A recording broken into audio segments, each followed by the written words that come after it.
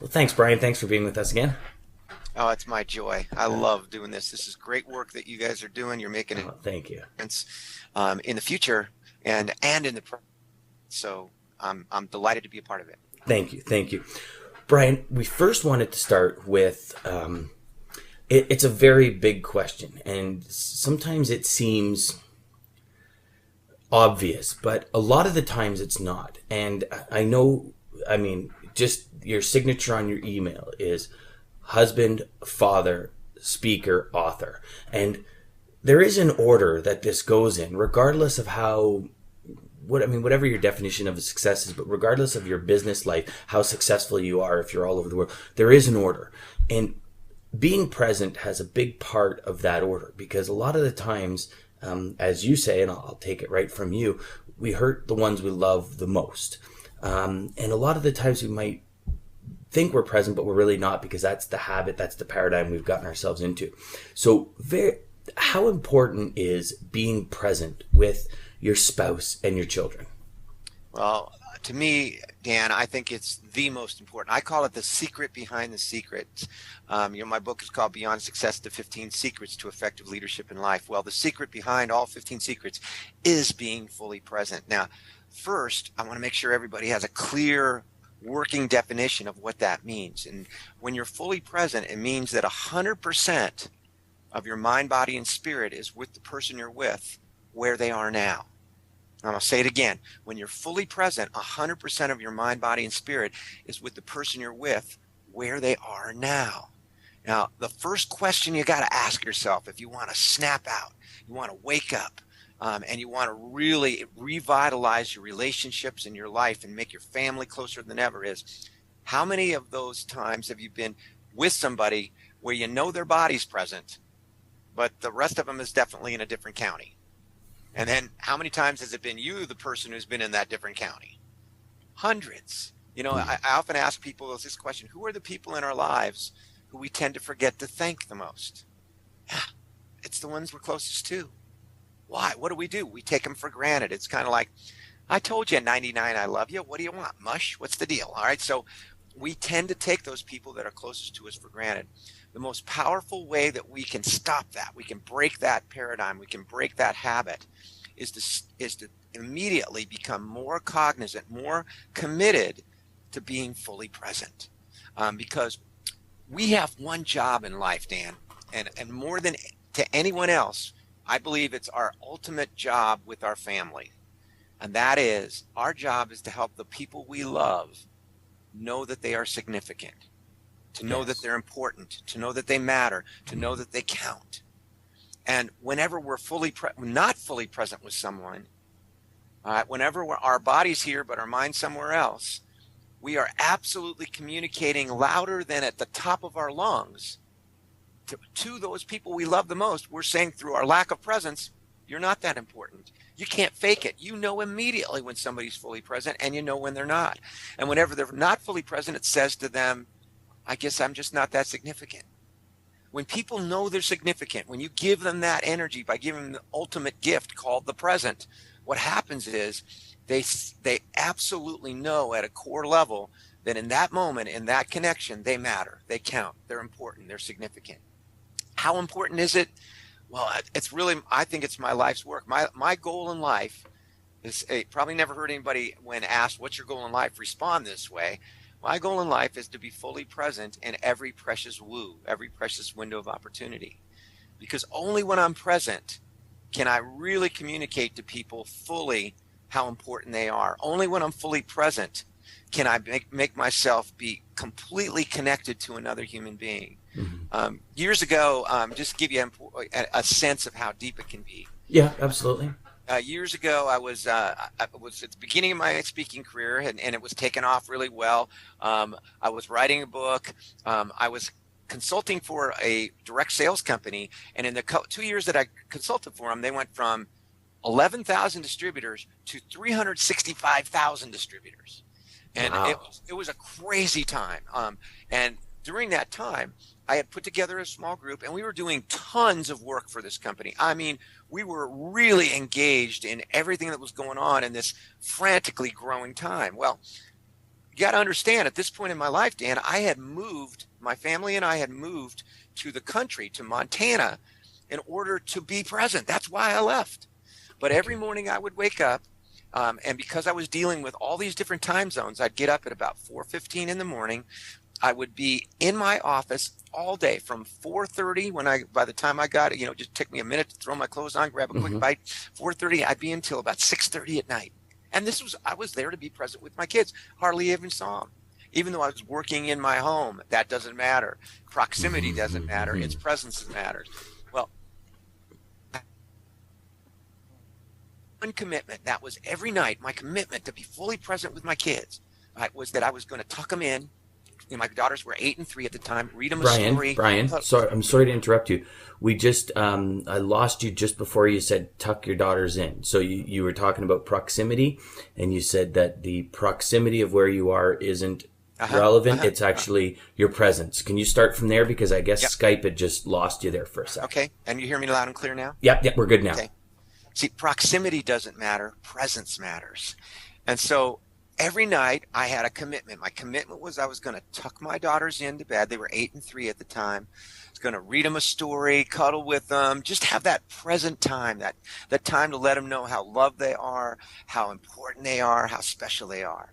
And so that was my goal. That was my commitment. I was going to do that every single night. Well, there was one challenge. That was on my way to their bedroom, and they slept together in bunk beds in those days. All right. On my way to their bedroom was my office in my home. The same office I had decided to put in my home to be present. Well, in those days, I know it's hard for a tremendous technological wizard like yourself to remember this, but in those days, we didn't really do email yet. In those days, the big deal was voicemail. And in the little time that it took me from about 6:30, 7 o'clock at night to grab my dinner, come back up to tuck them in to go to bed, I would have at least 40 to 50 new voicemails. And as I went to say goodnight to them, to tuck them in, to have this present time, doggone it, my office was on the way to their bedroom. And as they were brushing their teeth and getting themselves ready, I had this thought, well, if I just run into my office for a few minutes, knock off a few of these voicemails so I don't have so many when I wake up in the morning. So I'd go in my office, pick up that phone, and I know you all know what would happen next. The next thing I know, it would be 2.5 hours later. I would hang up the phone wearily. All right, I would go to my children's bedroom, and of course the lights were off. They were sound asleep. I'd stand in the doorway for a minute, and I'd look towards them. I'd walk over, and I'd gently kiss them each on the cheek. And I'd say to myself, maybe tomorrow I'll be present. See, their mom had tucked them in and read them a story. I had missed that window of opportunity again, but I said, tomorrow I'm going to do better. But of course, tomorrow, that doggone office was right on the way again, and that thought of those 50 voicemails. And this went on for days and days. It turned into weeks, to turn into months. And then one night, isn't it amazing, Dan, you know this, that your children sometimes are your absolute gurus. They are your greatest teachers. Yes, they are. And one night, same pattern. I go into my office. I'm just about to pick up my phone, and I feel a light just emanating from the doorway into my office. It's amazing when your kids want you to know they're there, they can let you know they're there without sound. It's like they can just transform into brilliant novas. Yeah. And all of a sudden I felt this light, and I look over, and there's Kelsey and Jenna. Kelsey's 8, Jenna's 3. And as soon as I look over to them, they take that as the signal that, hey, it's okay with Dad. We can come running in here now. So they come running in, and Kelsey, 8 years old, just a beautiful little girl. She puts her arms around me as much as she can reach. Jenna, 3 years old, just the cutest little thing. She kind of crawls up under my arm, under the desk arm, under the chair arm, up into my lap, kind of like your favorite dog who kind of noses her way into your lap. And they just sit there, and they're looking at me, and they're smiling, and there's love in their eyes. And of course, how can any dad not melt? And I look at them, I go, girls, this is so neat. What's going on? What you doing here? And they go, Daddy, before we go to sleep tonight, we just wanted to ask you something. I go, what is it, girls? They said, Daddy, we just wanted to know, do you love voicemail more than you love us? Oh, it's like somebody took the biggest knife in history and put it in my heart. And, it didn't matter what I said at that point in time, because my answer had been, yes, The phone apparently is more important than you by the way I was living. Emerson said, what you do screams so loudly, I can't hear a word you're saying. Now, my children woke me up that day. And I must tell you, I tucked them in and I read them a story. And I never missed a single night again for the rest of their lives until they were old enough that they didn't want me to tuck them in. If I was in town, that time was sacred. And I found out something else. I found out that all of that voicemail that was coming in was mostly of my own creation because of the way I was not being present in my life. I was building people's need for me instead of helping them build themselves. See, when you are fully present, you send that unmistakable message to the people you're present for, that they're important, that they matter, that they count. And ultimately, when people know they're important, they begin to rise into who they really are. And so when it comes to your family, there's nothing more important than being fully present. Because here's the truth.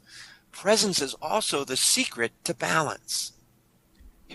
We're not going to have equal time. We all have busy lives. We work very hard. We're on the road. We've got to do all the things to take care of, from shopping to taking care of our homes, to cleaning, to all the things. There's just not enough time in each given 24-hour period of time to have equal time. But the secret to balance is presence.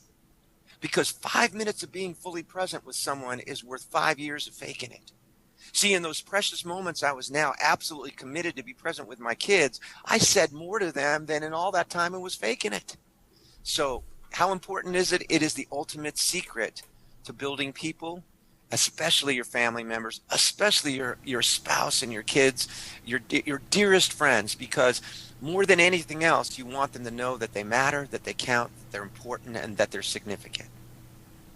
Wow, that's a very powerful story, Brian. And you're right. It what we do screams so loud we can't hear a thing we're saying, and there's a lot of people that are going to take a lot from that, Brian. A lot, and that's learn through my mistakes. Yes. But most of all, learn from the transformation from those mistakes. Because the beautiful thing about being present, let me give everyone a very simple way to begin the process of improving their level of presence. Yes, please. And that is inch by inch, anything's a cinch. So here's what I want you to do. Take one person in your family, whether it's your spouse, that's a great one of your kids, and make it your commitment that for the next 30 days you commit to be more fully present with them. Now, that doesn't mean you have to spend more time with them. You may have less time over those 30 days because of life schedule. But when you're with them, close your telephone, close your smartphone. When you're talking to them, look at them with full eyes. All right, listen to them before you formulate what you're going to say next. If you're talking to them from the office on the telephone, no email at the same time. They can hear the keys, people. All right, and you watch.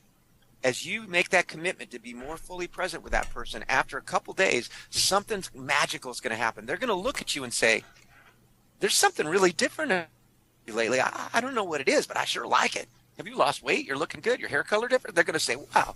They're going to notice your presence so much, and they won't necessarily convert it that you're just being more present with them, but they'll understand that something magical and special in your relationship is taking off at a new level. And so as you commit to that one person for 30 days to build that present muscle, to strengthen it, what'll happen is, one, you'll get wonderful feedback that'll make it easier to be more present, and you'll begin that natural habit of being more fully present. See, presence, like energy, is a habit, and it's a habit that's built from choice. And that's the beautiful thing, because we can change our choice and we can replace our habits. Yes.